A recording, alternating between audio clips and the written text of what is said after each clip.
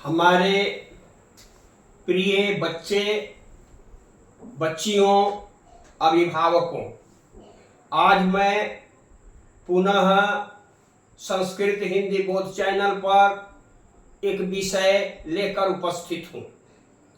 हम चाहते हैं बच्चों को कुछ दे दें, क्योंकि हमारी यह विरासत है, संस्कृत हमारी विरासत है। इसलिए मैं चाहता हूं कि बच्चे कुछ अवश्य समझें और समझेंगे भी। आज मैं विभक्ति के बारे में बता रहा हूं। अनुवाद के अंतर्गत जो विभक्तियां होती हैं, जो कि विशेष वैसे शब्द होते हैं जो देखने में हिंदी के रूप में देखने में लगते हैं कि इसमें विभक्ति षष्ठी लगेगी, लेकिन वैसा न होकर के द्वितीय विभक्ति लगती है। तो वैसे शब्दों को मैंने इस पर लिखा है और उसका प्रयोग भी हम आपको बताएंगे। जैसे लिखा गया है कि विभक्ति के आधार पर कुछ ऐसे शब्द हैं जो अनुवाद के अंतर्गत प्रयोग में आते हैं। जैसे मैंने लिखा है प्रति। प्रति का हिंदी अर्थ होता है ओर। अयोनु का अर्थ होता है पीछे। धिक का अर्थ होता है धिकार। निकषा का अर्थ होता है निकट।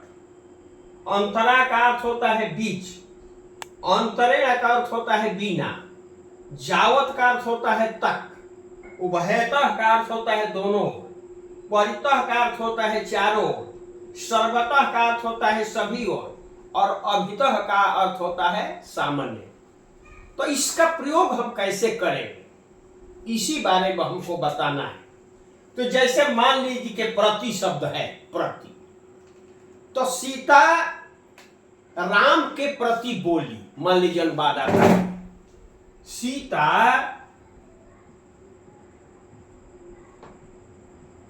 राम के प्रति बोली। मान लीजिए वाक्य है,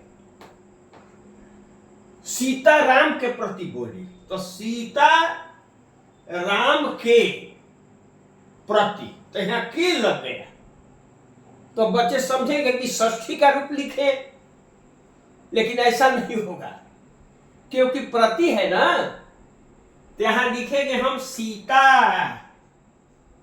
सीता रामम, यहां लिखेंगे रामम। द्वितीय का रूप लिखेंगे रामम प्रति। प्रति बोली अवदत। अवदत सीताराम के प्रति बोली। तो मान लीजिए इस तरह का अनुवाद आता है कि वह गांव की ओर जाता है, वह गांव की ओर जाता है। तो स्वग्रामम प्रति गच्छति, ऐसा लिखेंगे। ओर में भी होगा, इसमें तो प्रति का प्रतीक के रूप में शब्द आ गया है। तो राम के प्रति बोली, तो इस तरह से भी जानेंगे। दूसरा है अनु। अनु का अर्थ होता है पीछे। अनु का अर्थ होता है पीछे, जो इसमें लिखा गया है। तो सीता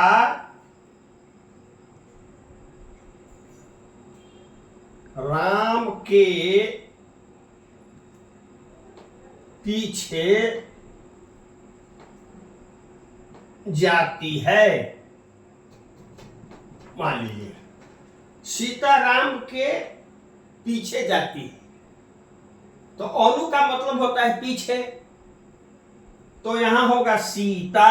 सीता तो करता है, आप जानिए रहे हैं। राम के पीछे तो के लगा हुआ है, षष्ठी का चिन्ह है, ये संबंध कारक का चिन्ह है। लेकिन यहां पीछे शब्द है अनु, तो द्वितीय का इसमें रूप होगा रामम। रामम अनु गच्छति। ऐसा होगा। रामम अनुगच्छति, सीता रामम अनुगच्छति, क्योंकि अनु है इसलिए द्वितीय का रूप हो गया। तीसरा आपको आगे है धिक। धिक का मतलब होता है धिकार। जैसे मान लीजिए है रावण के लिए धिकार, रावण के लिए धिकार, तो रावणम धिक वहां लिखेंगे, द्वितीय का रूप लिखेंगे। रावण के लिए देखने में तो ये संप्रदान कारक है रावण के लिए, लेकिन इसमें धिक शब्द है। इस धिक शब्द के चलते उसमें रावण में द्वितीय का रूप लिखेंगे, रावणम धिक। अब फिर है आपको निकषा। निकषा का अर्थ होता है निकट, आप देखिए रहे तो निकषा का मतलब निकट। जैसे घर के निकट तालाब है, मान लीजिए घर के निकट तालाब है, मान लीजिए आ गया घर के निकट तालाब है। तो देखिए यहां भी के आ गया, घर के संबंध कारक का चिन्ह है, लेकिन इसमें षष्ठी का रूप नहीं होगा क्योंकि निकट शब्द आया है निकषा, इसलिए इसमें द्वितीय का रूप होगा। जैसे गृहम, गृहम निकषा यहां लिखेगा, इससे गृहम निकषा ऐसे लिखेंगे। तालाब का होता है सरह, चाहे तड़ाग, सरह अस्ति, ये हो गया। मान लीजिए कि गांव के निकट नदी बहती है तो ग्रामम निकषा नदी बहती। गंगा के निकट पटना है तो गंगाम निकषा पाटलिपुत्रम अस्ति, ऐसा बात आता है, इसलिए मैं आपके समक्ष इन शब्दों को रख रहा हूं। ऐसे बात आते हैं। इसके बाद है आपको अंतरा। अंतरा का मतलब होता है बीच। हम में आप में अंतर नहीं, चाहे मुझ में तुम में अंतर नहीं। मान लीजिए है मुझ में तुम में अंतर नहीं, मान लीजिए बात है, हिंदी का शब्द है। तो मुझ में तुम में आ गया अधिकरण, लेकिन इसमें सप्तमी का रूप नहीं होगा क्योंकि अंतर शब्द है, अंतरा शब्द है। तो यहां होगा माम त्वाम न अंतरा, इसमें हो जाएगा माम त्वाम न अंतरा, हम में तुम में अंतर नहीं। इसके बाद आपको अंतरेण। अंतरेण का मतलब होता है बिना, वीणा, अंतरेण वीणा। श्रम के बिना विद्या नहीं आती, मान लीजिए वाक्य है। श्रम के बिना, श्रम के बिना विद्या नहीं आती। तो यहां श्रम के षष्ठी विभक्ति का चिन्ह है, लेकिन यहां द्वितीय का रूप होगा श्रमम, श्रमम अंतरेण, श्रमम अंतरेण विद्या न भवति। श्रमम अंतरेण विद्या न भवति। ऐसे बिना का भी बिना अर्थ भी होता है, श्रम के बिना। तो श्रमम बिना भी लिख सकते हैं, अंतरेण भी होता है बिना का, और बिना भी दोनों शब्द होता है। इसके बाद है तक। इसके बाद है तक शब्द। तक यावत उसको कहा है। तक का मतलब होता है यावत। मान लीजिए है कि दिन भर, भर भी उसका अर्थ होता है। तक होता है, भर होता है। दिन भर, रात भर, 10 घंटे तक, तो इस तरह के अनुवाद आते हैं। तो जैसे कि शाम तक, शाम तक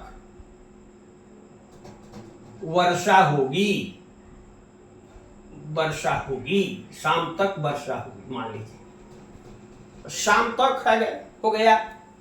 तो लिखाएगा सायं यावत तक, यावत के योग में द्वितीया, तो सायं यावत वर्षा, शाम सायं यावत वर्षा होगी, भविष्यति, भविष्यति इसलिए कि होगी भविष्य काल है। सायं यावत वर्षा भविष्यति माने शाम तक वर्षा होगी। दिन भर, दीनम यावत लिखेंगे। जीवन भर, जीवनम यावत। तक का मतलब या भर का मतलब यावत होता है। अब देखिए, अब है आपके उभयतः। उभयतः का मतलब होता है दोनों। उभयतः,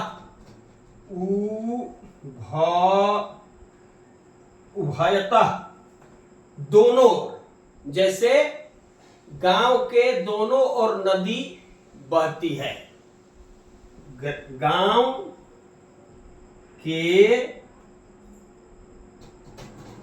गांव के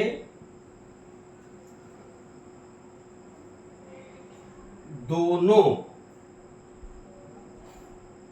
ओर नदी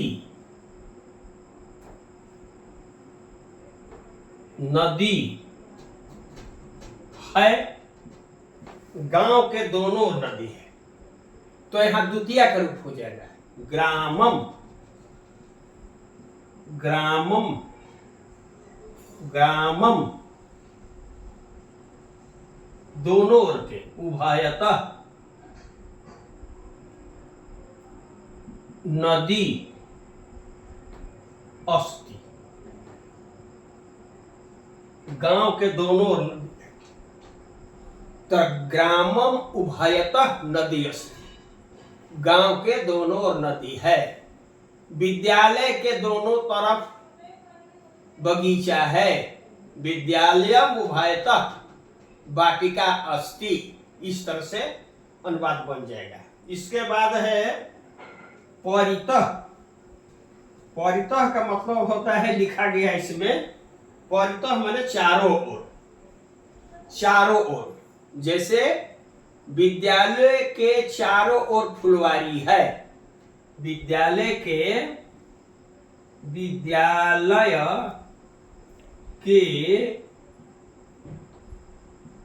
चारों ओर फुलवारी है।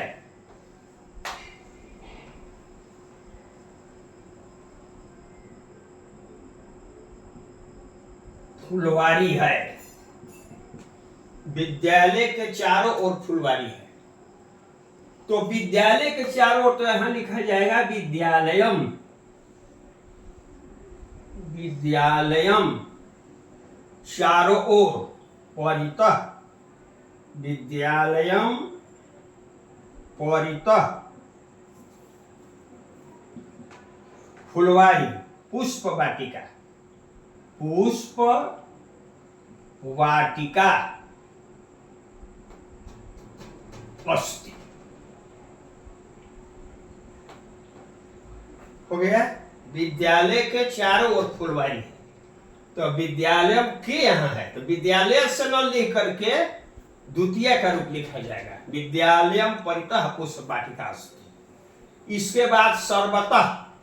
सर्वतः का मतलब वो होता है सभी ओर। जैसे पहाड़ के सभी ओर वृक्ष हैं, तो पर्वतम उभय सर्वतः वृक्षा सन्ति। इस तरह से आप लिख सकते हैं। दूसरी है, एक और शब्द है अभितः। अभितः का मतलब होता है सामने। जैसे घर के सामने तालाब है, घर के सामने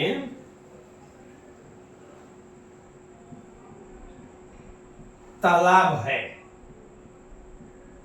घर के सामने तालाब है।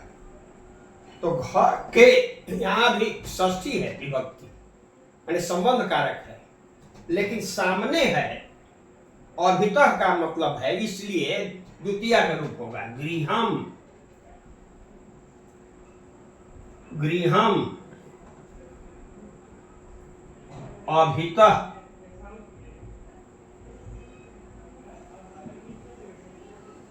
तडागः अस्ति।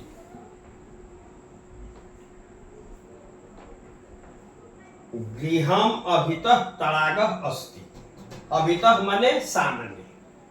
तो कहने का भाव ये है कि द्वितीय विभक्ति में अभी और कुछ बाकी है, तृतीय विभक्ति में भी कुछ है शब्द ऐसे जिसका प्रयोग में आता है, चतुर्थी में भी है, पंचमी में भी है।